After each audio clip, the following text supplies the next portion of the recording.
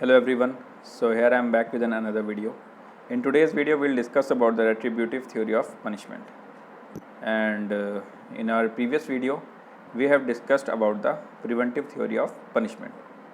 So let's have a quick revision of the preventive theory of punishment, and after that we'll start with our today's lesson, that is retributive theory of punishment.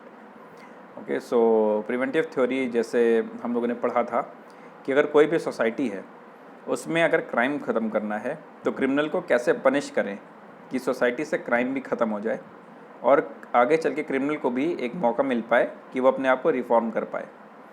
So preventive theory of punishment क्या कहती है कि society को criminal से prevent किया जाए। कैसे? मान लीजिए कोई एक पर्सन है जो सोसाइटी में रहता है, उसने किसी भी तरीके का सोसाइटी में क्राइम किया। अब आगे चल के वो फिर से उस सोसाइटी में दोबारा क्राइम ना कर पाए, और चूँकि उसने क्राइम किया तो उसको पनिश भी करना है, तो प्रिवेंटिव थ्योरी ऑफ पनिशमेंट क्या कहती है कि उसको उठा करके कोई एक ऐसी जगह पे कर दीजिए, सोसाइटी से इतना दूर कर दीजिए और ऐसी जगह पे उसको बंद कर दीजिए या रोक दीजिए कि जहाँ से वो मतलब डिसेबल हो जाए, मतलब वो कोई और आगे क्राइम करने के लिए कैपेबल ना रहे। सो लाइक जैसे अगर कोई क्राइम करता है उसको उठा करके हम लोग जेल में आजकल डाल दिया जाता है, जैसे कोर्ट जेल भेज देती है जो है, तो उसमें क्या होता है कि जो भी क्रिमिनल होता है जेल में जाने के बाद वो डिसेबल हो जाता है, मतलब वो कैपेबल नहीं रह जाता कि वो आगे कोई क्राइम कर पाए जब वो जेल के अंदर बंद हो जाता है। सो उससे क्या होता है कि सोसाइटी से that particular criminal gets eliminated. तो उससे होता क्या है कि सोसाइटी का में जो क्राइम होता है वो उस क्रिमिनल द्वारा बंद हो जाता है। So this theory is known as the preventive theory of punishment. So now let's start with our retributive theory of punishment.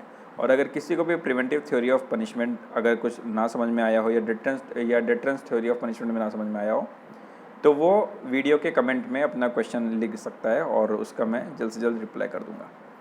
सो चलिए अब रेट्रिब्यूटिव थ्योरी ऑफ पनिशमेंट से हम लोग अपना शुरू करते हैं।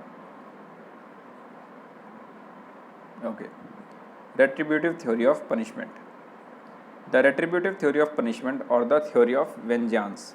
अच्छा, vengeance क्या होता है? vengeance हम लोग बोलते हैं जैसे किसी भी चीज़ का बदला लेना, कि जैसे अगर मान लीजिए जैसे आपने छोटे बच्चों को ही देखा होगा कि अगर कोई एक बच्चा किसी दूसरे बच्चे को मार देता है तो वह तुरंत तो दूसरा बच्चा भी तुरंत पलट के उसको मार देता है। तो वो क्या करता है कि अपने जो भी उसको मार पड़ती है उसको तुरंत बदला ले लेता है, तो उसे कहते हैं थ्योरी ऑफ वेंजेंस। सो चलिए इसको पढ़ते हैं। The retributive theory of punishment और द थ्योरी ऑफ वेंजेंस। अब वेंजेंस को देखिए क्या लिखा है। द एक्ट ऑफ पनिशिंग और harming somebody in return, okay, for something bad he she has done to you, your friends और फैमिली। किसी भी पर्सन को आप अगर पनिश करना या उसे हार्म करना in return, okay, in return for something bad he has done to you, to your friend and your family is known as vengeance. So the theory of the retributive theory of punishment is also known as the theory of vengeance. Okay, as many people in the society would perceive it as is the most basic yet inconsiderate theory of inflicting a penal sentence over a perpetrator. Okay, बहुत सीधी सी बात है कि सबसे basic theory इसको मानी जाती है किसी भी ऑफेंडर को, परपिट्रेटर किसे कहते हैं हम लोग, ऑफेंडर को कहते हैं। किसी भी ऑफेंडर को अगर सेंटेंस करना है, उसको पनिश करना है, तो सबसे जो बेसिक थ्योरी मानी जाती है वो रेट्रिब्यूटिव थ्योरी मानी जाती है। ओके, कि जैसा उसने किया है वैसे उसको सज़ा दे दी जाए।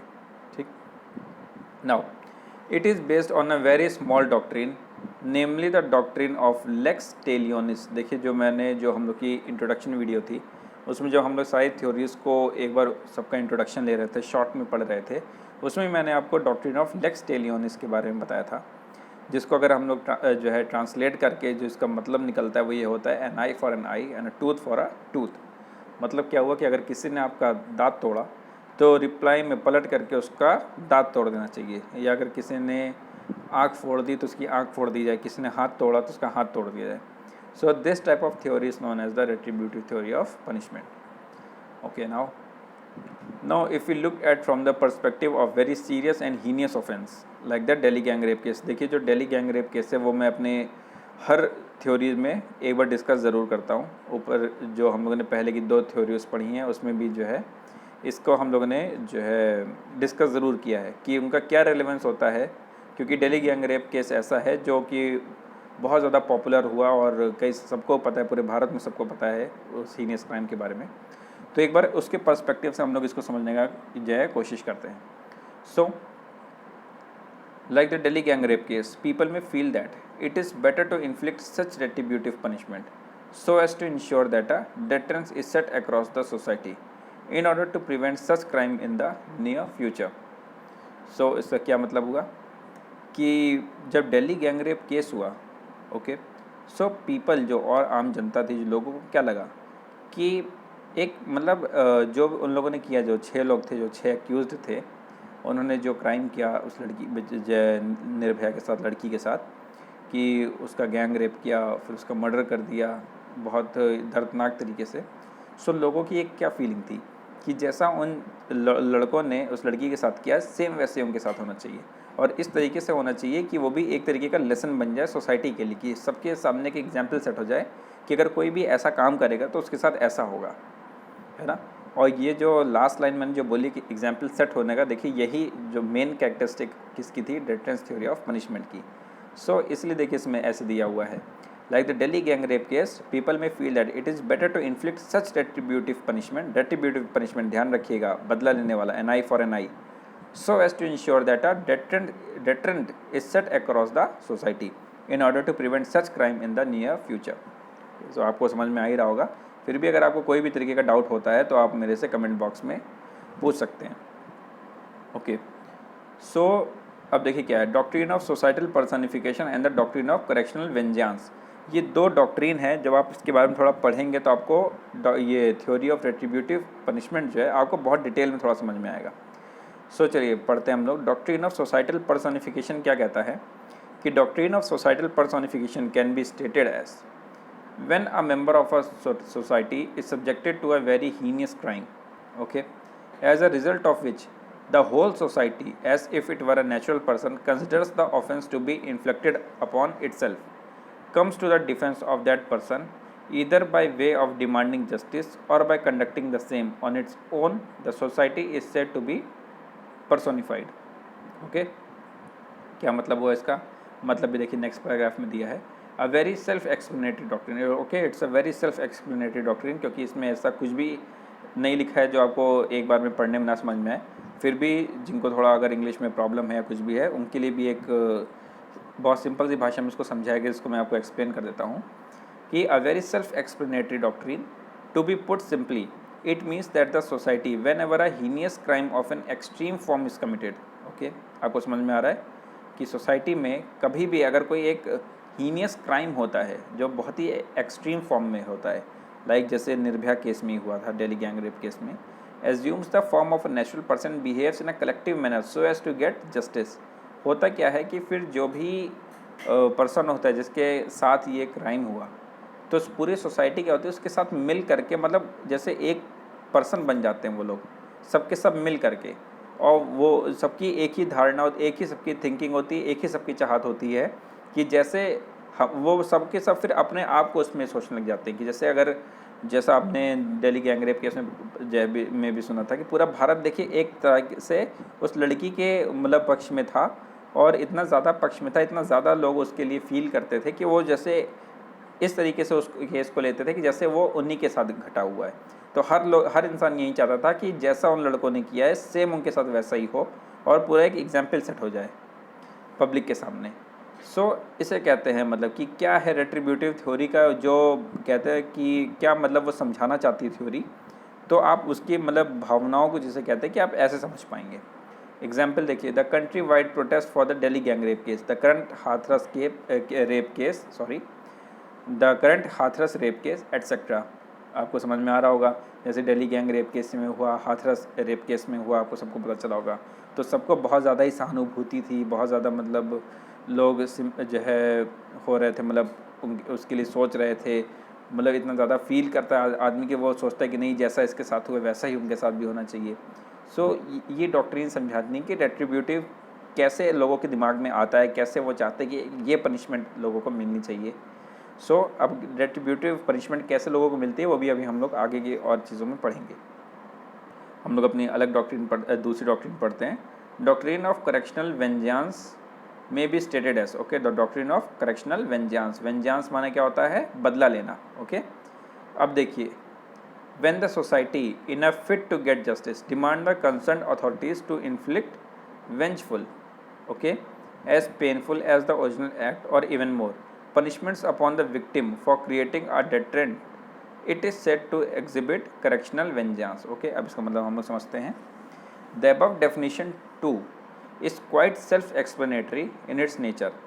Now that we have understood these two doctrines, we have a basic idea about what really is retributism, okay, और retributive justice, okay।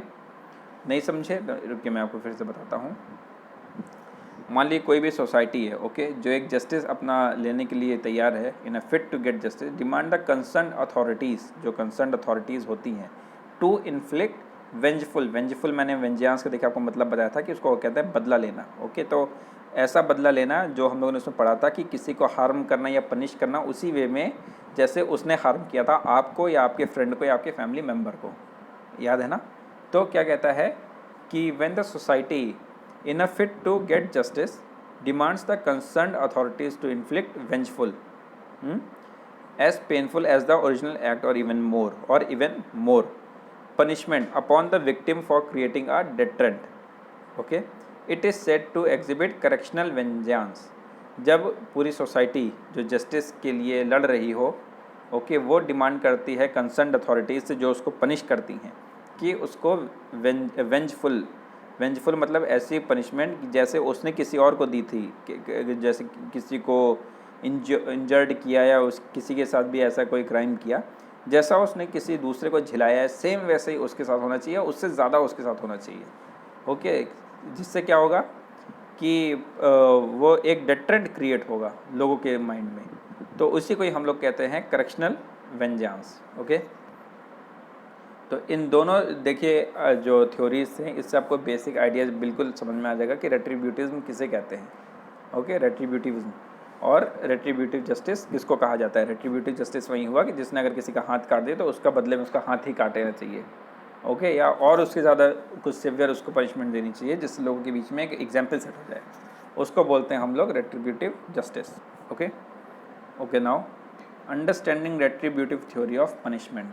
थोड़ा अब और इसको ज़रा समझते हैं, किसी दूसरे एंगल से भी इसको समझने की कोशिश करते हैं कि हमेशा ही रेट्रीब्यूटिव थ्योरी कैसे सही हो सकती है, कैसे नहीं, क्या हो सकता है, हर चीज़ हम लोग जो है इसको समझेंगे।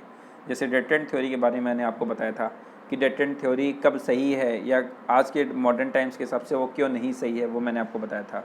प्रिवेंटिव थ्योरी बारे में बताया जब मैंने आपको कि काफ़ी सही है, काफ़ी ज़्यादा मानी जाती है, ओके। नाउ अब हम लोग इसके बारे में बात करते हैं कि रेट्रीब्यूटिव थ्योरी ऑफ पनिशमेंट को थोड़ा और समझते हैं।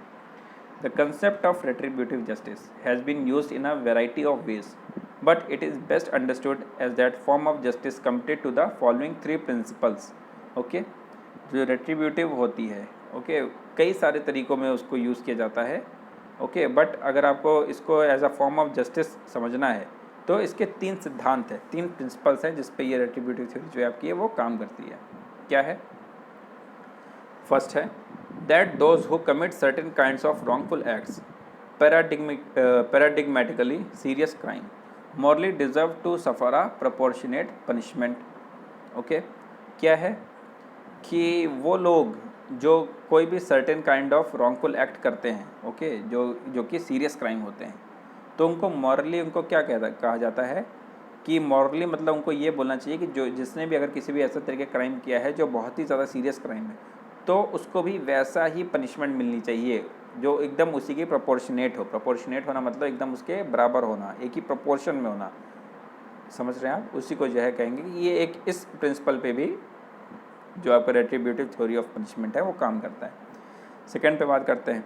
अब आप लोग को ये थ्योरी धीरे धीरे समझ में आ रही होंगी जब हमने इतना ज़्यादा रेट्रीब्यूटिव थ्योरी के बारे में डिटेल में डिस्कस कर लिया। Second, that it is intrinsically morally good, okay, good without reference to any other goods that might arise if some legitimate punisher gives them the. अच्छा, तो जो हम लोग ने जैसे मॉरली क्या हम लोगों ने बताया कि वो ये डिज़र्व करता है उसको भी प्रोपोर्शनेट पनिशमेंट मिलनी चाहिए, और वो मॉरली गुड कैसे होगा ये तो हमने अपने मॉरल वैल्यूज़ के थ्रू सोचा। वो गुड तब होगा कि कोई लेजिटिमेट पनिशर हो जो उसको पनिशमेंट दे जो वो डिज़र्व करता है, ओके। दूसरा पॉइंट हो गया, दूसरी प्रिंसिपल हो गया। थर्ड क्या है, that it is morally impermissible intentionally to punish the innocent or to inflict disproportionately large punishments on wrongdoers. देखिए, मॉरली कुछ चीज़ें परमिसिबल नहीं भी हैं, है ना।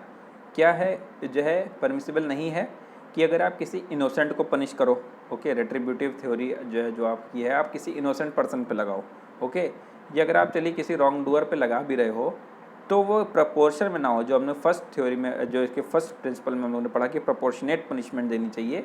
मान लीजिए वो डिसप्रपोर्शनेटली दी जा रही है, जितना उसने क्राइम किया उससे बहुत ज़्यादा दी जा रही है, ओके, या कम दी जा रही है, जो भी काम किया जा रहा है वो जो है रॉन्ग डूअर के साथ मतलब जो है गलत हो रहा है। डिसप्रोपोर्शनली लार्ज पनिशमेंट्स की बात की गई है, मतलब अगर मान लीजिए उसने हाथ काटा, आपने उसके हाथ पैर कान सब काट डाले, तो ये भी गलत है जो है एक तरीके से। सो इन तीन प्रिंसिपल्स पे जो आपकी रेट्रीब्यूटिव थ्योरी ऑफ पनिशमेंट है वो काम करती है, okay. So the above three principles clarify the need for retributive justice. Even further we may understand retributive justice in this manner: the place where both criminal law as well as moral law meet is the place where mostly the retributive punishments are generated। फिर से इसको पढ़ते हैं, थोड़ा screen सही नहीं चल रहा था। The above three principles आपको समझ में आया, clarify the needs for retributive justice even further, आप समझ गए। We may understand retributive justice in this manner: the place where both criminal law as well as moral law meet। criminal law क्या कहता है कि हम पनिश करेंगे, moral law हमारा क्या कहता है कि जैसे इसने किसी के साथ गलत किया वैसे ही इसको जो है पनिश करना चाहिए। सो ये हमारा मॉरल लॉ हो गया। So the place where both criminal law and moral law meet is the place where mostly the retributive punishments are generated. अब आपको समझ में आ गया होगा कि क्रिमिनल लॉ हमारा कहता है कि कोई भी रॉन्ग डूअर होगा, ऑफेंडर होगा, किसी भी तरीके का क्राइम करता है तो हम उसे पनिश करेंगे। और कैसे पनिश करेंगे, जो हमारा मॉरल लॉ कहता है कि जिसने जैसा काम किया उसको वैसी पनिशमेंट मिलनी चाहिए। किसी ने किसी का गला काट दिया तो उसका भी गला कटना चाहिए, ये हमारा मॉरल लॉ कहता है। सो जब हमारा criminal law and moral law जब आ करके मिलता है तो वहीं वो प्लेस होती है जहाँ से रेट्रीब्यूटिव पनिशमेंट जो है जनरेट होती है, okay. So in fact although people may classify punishments into 7 different types, okay, 7 types of punishment होती है, लेकिन आपके में तो 4 ही दी है तो इसलिए हम लोग केवल 4 की बात करते हैं। But in reality every punishment Indeed is retributive in nature. It is, अगर अच्छा एक चीज़ और है कि जैसे आपके सिलेबस में 4 ही पनिशमेंट हैं, 4 ही थ्योरीज ऑफ पनिशमेंट हैं, लेकिन अगर आप और भी ज़्यादा जानना चाहते हैं कि और कौन सी थ्योरीज ऑफ पनिशमेंट हैं जो हमारे कोर्स में नहीं है लेकिन वो हैं, तो आप मेरे को कमेंट करिएगा तो मैं उसके बारे में आपको और डिटेल में पढ़ा दूँगा, okay. So let's continue with our topic. In fact, although people may classify punishments into 7 different types, but in reality every punishment indeed is retributive in nature। सारी punishment जो हैं वो मतलब समझिए एग्जैक्टली रेट्रीब्यूटिव इन नेचर की है कि किसने कैसा भी क्राइम किया तो उसको वैसा ही मिलना चाहिए, है ना। कि अगर किसी ने मतलब पनिश किया है तो उसको उतनी ही प्रोपोर्शनेट लेवल की पनिशमेंट मिलनी चाहिए। ये रेट्रीब्यूटिव का जो फर्स्ट प्रिंसिपल था जो आपने पढ़ा था। It is very interesting to see that the damages claimed under torts or the remedies sought for environmental violation may be compensatory। Okay, आप समझ रहे होंगे किसी ने किसी के साथ टॉर्ट कर दिया या कोई इन्वायरमेंटल वायलेशन कर दिया तो वो कंपेंसेटरी हो सकता है, okay. But at their hearts are retributive in nature, okay, कि जितना ज़्यादा उसने क्राइम किया वैसे उस तरीके उतना ज़्यादा उससे कंपेंसेशन लिया जाएगा। So it's like a retributive in nature, okay, when they aren't they labeled as retributive instead? Well, the answer to this question is simple। अब समझते हैं क्या है। retributive punishment are somewhat vengeful in their nature। vengeful माने कि बदला लेने वाली भावना वाली, कि in nature an eye for an eye। they may not be vengeful always, okay, but it cannot be vengeful always, but may be merely morally vengeful। कि हमेशा वो एकदम एग्जैक्ट वैसे नहीं हो सकती है। हमेशा ये नहीं कि हाथ कटा तो हाथ ही कटता है या जो भी हो रहा है, ज़रूरी नहीं कि हर केस में ऐसा हो सके। मतलब ये जो हम लोगों ने वो पढ़ा था लेक्स टेलियोनिस वाला, वो हर केस में हो ऐसा ज़रूरी नहीं है। तो क्या है मतलब अगर फिर वो मतलब क्या होगा, मतलब वो मॉरली जो होता है वो वेंजफुल होना चाहिए। अगर आपको पता है कि जैसा इसने किया है उस तरीके उसी प्रोपोर्शनेट में इसको मिलनी चाहिए पनिशमेंट, तो वो तो आपका हो गया कि ये वेंजफुल है, ये रेट्रीब्यूटिव थ्योरी है। अब वो प्रोपोर्शनेट में तो हो, मगर किस तरीके की हो जो है पनिशमेंट, है ना, तो वो जो है वो डिफ़र करता है अलग अलग केसेस में। तो आपका मॉरली वेंजफुल होना चाहिए, लेकिन वो ज़रूरी नहीं कि एकदम एग्जैक्ट वेंजफुल वैसे ही हो। पढ़ते हैं, when we say that, it means that although the punishment is not literally the thing that was originally done by the perpetrator, is still act as a vengeance by virtue of its seriousness। क्या समझे आप इसका मतलब कि हाँ, when we say that, it means that although the punishment is not literally the thing which was originally done by the perpetrator, is still acts as a vengeance by virtue of its seriousness। इसका ये मतलब होता है कि अगर कोई परपेट्र का मैंने आपको मतलब बताया था, ऑफेंडर भी कहते हैं इसको। अगर मान लीजिए वो किसी भी तरीके का कोई ऐसा काम करता है, ओके, मतलब कोई क्राइम करता है, तो ज़रूरी नहीं है कि पनिशमेंट एकदम लिटरली सेम वैसी हो जैसा उसने काम किया है, ओके, मतलब सेम वैसी चीज़ें नहीं हो सकती हैं, but it can be still act as a vengeance by virtue of it seriousness. वो क्राइम कितना सीरियस है उस हिसाब से उसको कोई दूसरी सज़ा मिल सकती है, और वो सज़ा उतनी ही ज़्यादा सीरियस होगी, उतनी ही ज़्यादा मतलब टफ होगी कि वो उसके उसी प्रोपोर्शनेट में रहे, उसके क्राइम के प्रोपोर्शनेट में रहे। बट जो उसने चीज़ की है वो एग्जैक्ट वही चीज़ उसको पनिश नहीं कर सकते। फॉर एग्जांपल देखिए, यही एक पॉइंट है जहाँ पे मैं आपको कह रहा था कि रेट्रीब्यूटिव थ्योरी भी एकदम वर्ड टू वर्ड वैसे नहीं बैठ सकती, है ना, an eye for an eye, tooth for a tooth, एकदम एग्जैक्ट हर केस में वैसा नहीं बैठ सकता। क्या केस है, एग्जाम्पल से आप इसको समझिएगा। सी, if a person rapes someone, okay, capital punishment may be given as a retributive measure, okay। अगर कोई आदमी है किसी का रेप कर देता है, ठीक, तो कैपिटल पनिशमेंट जो है उसको मिल सकती है। फांसी की सज़ा जो आपने सुना होगा जो है वो हो गई, जो सबसे हार्श पनिशमेंट होती है कैपिटल पनिशमेंट, उसको कहते हैं। सो उसको कैपिटल पनिशमेंट दी जा सकती है एज अ रेट्रीब्यूटिव मेजर, है ना। if we literally gives the person back what he did now, okay, that is sex, then it would be pleasurable rather than torturing for him। बहुत सीधी सी बात है, कोई अगर आदमी है उसने किसी का रेप कर लिया, ठीक है, अब आप उसको सज़ा में ये बोलो कि नहीं तुमको फिर से करने को यही चीज़ मिलेगा पनिशमेंट में, तो क्या वो उसको पनिशमेंट की तरह लेगा? वो तो उसको पनिशमेंट की तरह नहीं, बल्कि उसके लिए तो वो एक प्लेजर हो जाएगा। आप समझ रहे होंगे बात को। इसलिए हर जगह रेट्रीब्यूटिव थ्योरी एग्जैक्ट वैसे ही eye for an eye and tooth for a tooth नहीं बैठ सकती है। सो हम लोग को उसको सज़ा तो देनी है, और वो सज़ा उतनी ही सिवियर होगी कि जैसा उसने क्राइम किया है उसी की प्रोपोर्शनेट होगी, लेकिन दूसरे तरीके से होगी। मतलब वो मॉरली वेंजेंस होगा, लेकिन तरीका अलग होगा, जैसा हम लोगों ने अभी ऊपर उसमें डेफिनेशन में पढ़ा। सो not that we have understood briefly that how exactly the retributive punishment works, okay। So let us now move to the understand the ways in which retributive theory is displayed in, okay। then Hindu text and scriptures ज़्यादा important नहीं थे, इसलिए मैंने उसको हटा दिया, क्योंकि आपके कोर्स क्योंकि इतना ज़्यादा लेंदी नहीं है पर्टिकुलर टॉपिक को लेकर के, सो आपके समझने के लिए जितना ज़्यादा ज़रूरी है उतना मैंने इसमें जोड़ दिया। सो आज का जो वीडियो है मेरे को लग रहा है कि काफ़ी समय का हो भी गया है, ठीक ठाक समय का जो है बन गया है। सो जो अब आगे इसमें हम लोग को केस लॉस के बारे में डिस्कशन करना है, जो कि अब हम लोग जो है अपने नेक्स्ट वीडियो में इसको डिस्कस करेंगे, और इसको केस लॉस को डिस्कस करने के बाद हम लोग अपने नेक्स्ट टॉपिक पे जो हम लोग का है रिफॉर्मेटिव थ्योरी ऑफ पनिशमेंट, हम लोग उस पर आ जाएंगे। तो नेक्स्ट वीडियो में हम लोग इसके जो 3 केस लॉज हैं, 3 केस लॉज के बारे में डिस्कस करेंगे, और इसके प्रोज एंड कॉन्स क्या हैं रेट्रीब्यूटिव थ्योरी के, उसके बारे में डिस्कस करेंगे। और फाइनली हम लोग नेक्स्ट वीडियो में अपने last topic that is reformative theory of punishment पे आ जाएंगे, और इसको डिस्कस करके हम लोग अपना जो थ्योरीज ऑफ पनिशमेंट है उसको फाइनली ख़त्म करेंगे। Okay, so that's all for today's video. Thank you and have a nice day. Okay.